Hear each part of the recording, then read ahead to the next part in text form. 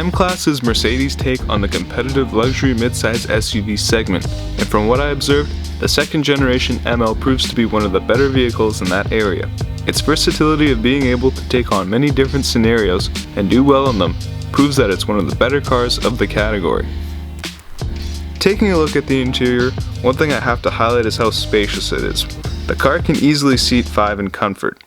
If you're a rear passenger in this car, you're definitely going to be treated to a pleasant ride. Sitting in the back, you have these seats that feel like a big comfortable couch. Room is abundant both in terms of width, length, and height. I find 3 can easily sit side by side, and legroom is plentiful, with extra indentations in the front 2 seats for your knees. On top of that, the rear offers its own climate control with heated seats. At the front of the car, you're reminded with the soft leather, metal and wood accents, and hard plastics that you're at the helm of a Mercedes. This ML350 is acknowledged for its leather seats, as they may not be made of real leather, but this fake leather material really holds up well, and you can tell by how little cracks and striations there are in the seats. They also feel comfortable while offering a great upright driving position. Moving over to the center console, the placing of it is perfect. It allows the driver and side passenger equal access and puts everything easily in reach. You'll also notice the freed up space, as the unique gear selector is a stock mounted on the steering column. The stocks can be a bit annoying to use, as I find you can mistake the cruise control and turn indicator until you get used to it. You've got an LCD screen in the middle, which offers Mercedes' second generation command system and features options such as satellite radio, navigation, and Bluetooth calling. The command system itself is pretty intuitive and easy to handle, and at the rate technology is changing, it doesn't seem as old as it is. In terms of exterior styling, it certainly displays its presence on the road, with its wide and boastful curves, and it offers a few sport exterior features such as the dual exhaust tips at the back. In my opinion, I find the front of the car nicely proportioned, but as you move to the back, the rear seems to have a lack of refinement and resembles more of a minivan. But looks are subjective, so nevertheless, let's see how it drives. Now, if you were to drive this car, you'd probably think it'd be turbocharged, and you would be forgiven. It's actually a 3.5 liter naturally aspirated V6 that's good for about 260 horsepower and 250 foot-pounds of torque. And there's 2 reasons why it feels like a turbocharged engine. The first is its throttle response. It seems as you have to press the gas pedal at least halfway down to get the car to start moving. And the second is simply the behavior of the engine. Now, 260 horsepower is rated at about 6,000 RPM, so you really have to get the car up into the upper ranges of the RPM in order to get its power figures.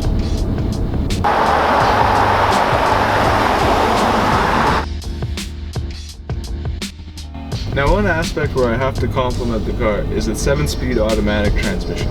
It's a smart transmission, and it certainly knows how to map the throttle out. I find the car tends to stay in gear, and it doesn't like to upshift too rapidly.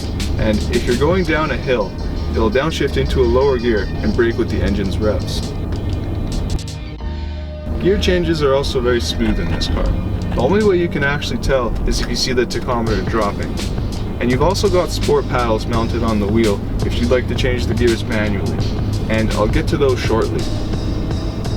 Now, in terms of handling, despite its 5,000 pound curb weight and high center of gravity, this car handles fairly well for what it is. Now, don't get me wrong, the steering is a bit soft and there's not much road feel, but it's overall quite direct and it will go where you point it to. The 4MATIC all-wheel drive system does an overall phenomenal job of finding traction on the road and keeping you stable.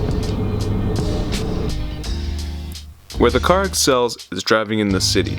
It's honestly a joy to drive, as its airmatic suspension soaks up potholes and bumps, and it has the sense of solidity and refinement, as it feels like you're shielded from whatever chaos occurs outside.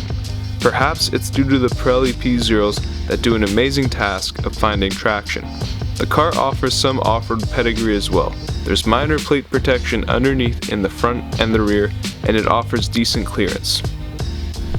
Some off-road features include hill descent control and uphill start assist, but to be honest, most ML owners won't even take the car outside the pavement.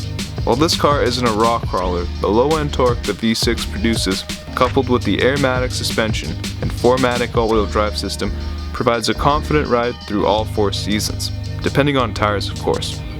In terms of driving, this car is leaps and bounds ahead of the first generation ML, as it feels more like a car than a truck due to its unibody frame versus the older generation that featured a body-on-frame design, and it's also got a pretty nice engine note.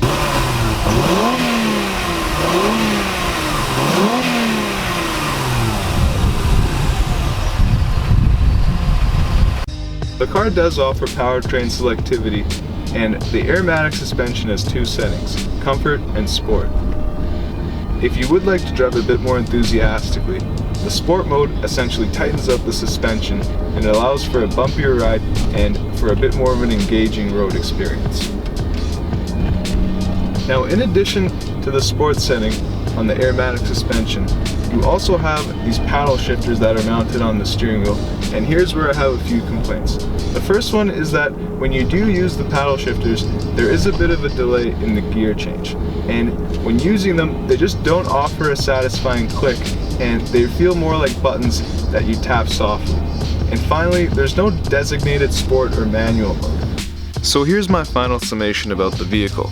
It's a very versatile car, and it's willing to take on many situations. You can take 5 in comfort whether you're running errands in the city, doing some light off-roading, or driving it a bit enthusiastically. And when driving it, it feels more like a car than an SUV. The point is that the ML is capable in many aspects and an overall delight to drive.